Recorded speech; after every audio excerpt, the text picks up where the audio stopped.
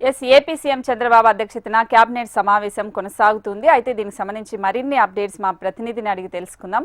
So దీనికి హరికృష్ణ, దీనికి సంబంధించి ఉచిత బస్సు ప్రయాణం అనేది రావట్లేదని విమర్శలు వస్తూనే ఉన్నాయి కదా. సో ఇంకా ఏ అంశాల మీద కేబినెట్ లో చర్చించే అవకాశం ఉంది? Thank you Swapnika. ప్రధానంగా సచివాలయంలో ఏపీ సీఎం చంద్రబాబు నాయుడు అధ్యక్షతన కేబినెట్ ప్రారంభమైంది. ఈ కేబినెట్ సమావేశానికి ఉప ముఖ్యమంత్రి పవన్ కళ్యాణ్ తో పాటు మంత్రులందరూ కూడా హాజరయ్యారు. అయితే 24 అజెండాలతో కంప్లీట్ గా ఈ కేబినెట్ సమావేశం అనేది కొనసాగుతుంది. ప్రధానంగా ఎస్ఐపిబి స్టేట్ ఇన్వెస్ట్మెంట్ ప్రమోషన్ బోర్డుకి సంబంధించి ఏవైతే నిర్ణయాలు తీసుకున్నారో ఆ నిర్ణయాలన్నీ కూడా ఈ కేబినెట్ లో ఆమోదించేటటువంటి అవకాశం కనిపిస్తుంది. మరోపక్క ఇప్పుడు ఏపీ లెదర్ సంబంధించినటువంటి ఫుట్వేర్ పాలసీ 4.0కు దానికి కూడా ఈరోజు కేబినెట్ ఆమోద ముద్ర తెలపబోతుంది. అంటే ముఖ్యంగా ఒకసారి చూస్తే ఏపీ 4.0 ఫుట్ లెదర్ అంటే ఇది ఆధునిక యంత్రాలను అలాగే సాంకేతిక పరిజ్ఞానాన్ని ఉపయోగించుకొని ఈ లెదర్కి సంబంధించి కంప్లీట్గా ఏవైతే వారికి ఉపయోగపడతాయో ఎగుమతులకు కానీ లేదంటే అమ్మకాలకు సంబంధించి కానీ కంప్లీట్గా వారికి ఉపయోగపడేటటువంటివి కూడా ఈరోజు దీనిపైన చర్చించి నిర్ణయం తీసుకోబోతున్నటువంటి పరిస్థితి ఉంది. మరోవైపు పొట్టి శ్రీరాములకు సంబంధించినటువంటి యూనివర్సిటీ ఉమ్మడి రాష్ట్రంలో ఉన్నప్పుడు హైదరాబాద్ నాంపల్లి వద్ద ఉండింది. ప్రస్తుతం అయితే సురవరం సుధాకర్ రెడ్డికి సంబంధించినటువంటి పేరుగా కూడా కాంగ్రెస్ ప్రభుత్వం ప్రస్తుతం తెలంగాణ ప్రభుత్వం మార్చడం జరిగింది. అయితే ఇది పొట్టి శ్రీరాములను అవమానించడం కాదు, తమ ప్రాంతంలో ఉన్నటువంటి నాయకులకు గుర్తింపు ఇవ్వడమే అని చెప్పేసి కూడా ఆ రాష్ట్ర ముఖ్యమంత్రి రేవంత్ రెడ్డి చెప్పడం జరిగింది. అయితే ఇక్కడ ఆంధ్రప్రదేశ్లో ఈ పొట్టి శ్రీరాములకు సంబంధించినటువంటి యూనివర్సిటీని ఏర్పాటు చేసేందుకు ఈరోజు ఆమోద ముద్ర తెలపబోతున్నటువంటి పరిస్థితి ఉంది. మరోపక్క చూసాం గత ప్రభుత్వ హయాంలో ప్రతి ఇంటి వద్దకే రేషన్ బియ్యం పథకానికి సంబంధించి డిఎంయు వాహనాలను కూడా ప్రభుత్వం 100 కోట్ల రూపాయలతో కొనుగోలు చేసింది. అయితే అవి ఆశించిన స్థాయిలో సత్ఫలితాలను ఇవ్వడం లేదు.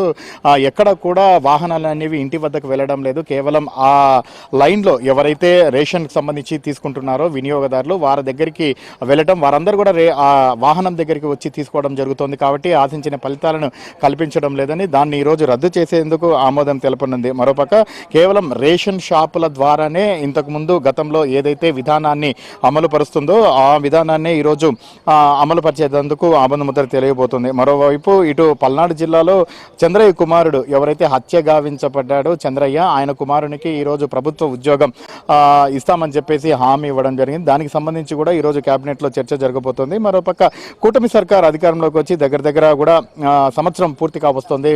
వచ్చే జూన్ 12వ తేదీ లోపల ఈ ఏడాదిలో తాము చేసినటువంటి ఏవైతే సంక్షేమ పథకాలు అమలు కానీ లేదా ఈ 4 సంవత్సరాల్లో తీసుకోపోయేటటువంటి పథకాలకు సంబంధించి కూడా ఈరోజు కంప్లీట్గా కూడా చర్చ జరగబోతున్నటువంటి పరిస్థితి ఉంది. మరోవైపు ప్రభుత్వం అత్యంత ప్రతిష్టాత్మకంగా నిర్వహిస్తున్నటువంటి పోలవరం బనకచెర్ల ఈ ప్రాజెక్టుకు సంబంధించి జలహారతి అని కూడా పేరు పెట్టడం జరిగింది. ఏకంగా 80,000 కోట్ల రూపాయలకు సంబంధించి ఈ ప్రాజెక్టుకు కేటాయించుకున్నారు. దీన్ని జూలై మాసం కల్లా డిపిఆర్ని సిద్ధం చేసే విధంగా కంప్లీట్గా కూడా ఈరోజు డిపిఆర్ని తయారు చేసే విధంగా ఈరోజు ఆమోద ముద్ర తెలపబోతోంది. మొత్తానికి మరోపక్క ఉద్యోగుల బదిలీల పైన కూడా చర్చ రీసెంట్గా కూడా ప్రభుత్వం ఒక జీవో జారీ చేసింది. ఉద్యోగులకు సంబంధించినటువంటి సాధారణ బదిలీలన్నీ కూడా చేయాలని, చాలా వరకు కూడా దానికి సంబంధించి కొన్ని ఇబ్బందులు తలెత్తుతున్నాయని దానిపైన కూడా ఈరోజు కేబినెట్ చర్చించేటటువంటి అవకాశం ఉంది. మరోపక్క ఇప్పటికే రాష్ట్ర వ్యాప్తంగా కంప్లీట్గా ఏవైతే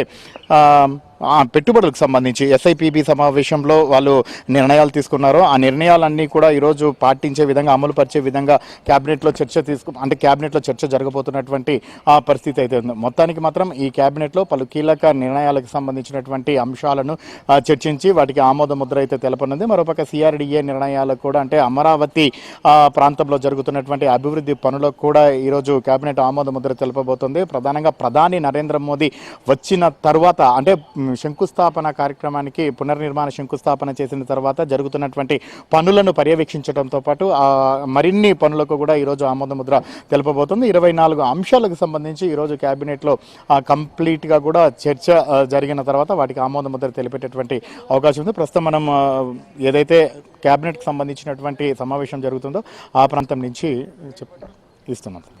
right Harikrishna, thanks for the updates.